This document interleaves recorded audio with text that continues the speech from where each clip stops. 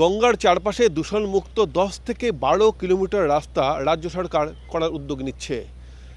এই 10 থেকে 12 কিলোমিটার ঠিক এরকম রাস্তা যেখানে থাকবে সাধারণ মানুষের শ্বাস প্রশ্বাস নেওয়ার উপযোগী এবং তারা সকাল বিকেল হাঁটতে পারবেন এবং সেখানে চলবে না কোনো যানবাহন।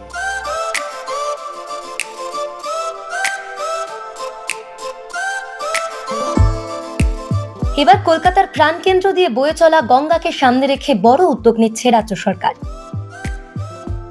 গঙ্গার পাড়গুলির 10 থেকে 11 কিলোমিটার জায়গায় যান চলাচল বন্ধ রেখে দূষণমুক্ত হাঁটা এবং সাইক্লিং এর উপযুক্ত পরিবেশ গড়ে তোলার জন্য নেওয়া হচ্ছে পরিকল্পনা। এর ফলে তৈরি হবে একটি দূষণমুক্ত ওয়াকিং এবং সাইক্লিং করিডর।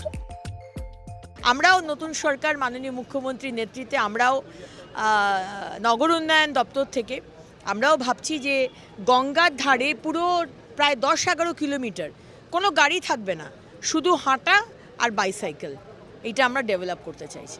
অনেক শুভেচ্ছা এই সময়কে। এটা আমরা ওয়ার্ক করছি, আমরা এটার মধ্যে মানে এটা খুব কি বলবো মানে অনেক প্ল্যানিং নিয়ে আমরা এগোচ্ছি, কারণ কি ওখানে একটা সার্কুলার রেল আছে। তো সার্কুলার রেলকে কি করব, সেটা কিভাবে ইউজ করব এবং কন্টিনিউয়াস মানে ঘাটগুলো সব কানেক্টেড হবে এবং ওখানে হোটেলস হবে, ওখানে অফিস হবে, ওখানে ক্যাফেজ হবে, মানে একটা নতুনভাবে ডেভেলপমেন্ট করা হবে আমাদের রিভার ফ্রন্ট। আমার রিভার ফ্রন্টকে কোনোদিন কোনো গাড়ি চলবে না ওখানে, শুধু সাইকেল আর হাঁটা। 10 থেকে 11 কিলোমিটারের মতো স্ট্রেচ এটা আমরা ডেভেলপ করার কথা ভাবছি।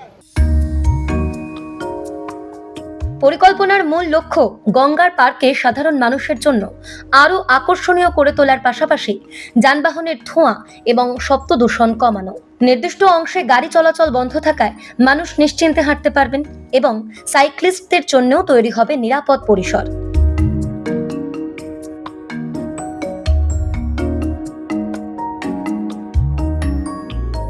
প্রশাসনের পরিকল্পনা বাস্তবায়িত হলে গঙ্গার দুই পারে সকালের হাঁটা, সাইক্লিং, শরীরচর্চা এবং অবসর কাটানোর সুযোগ আরো বাড়বে।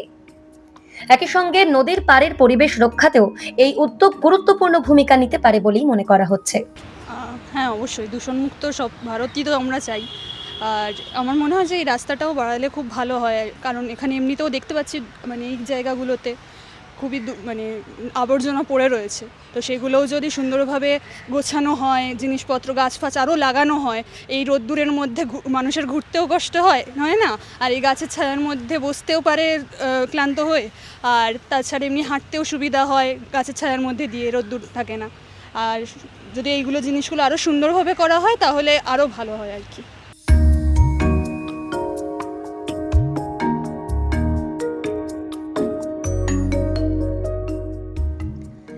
গঙ্গার পার্কে কেন্দ্র করে এমন উদ্যোগ বাস্তবায়িত হলে শহরের নাগরিক জীবনে নতুন মাত্রা যোগ হতে পারে। যানজট এবং দূষণের বদলে হাঁটা ও সাইক্লিং এর এই দীর্ঘ, সবুজ এবং পরিচ্ছন্ন করিডর মান বাড়াবে শহুরে জীবনযাত্রার।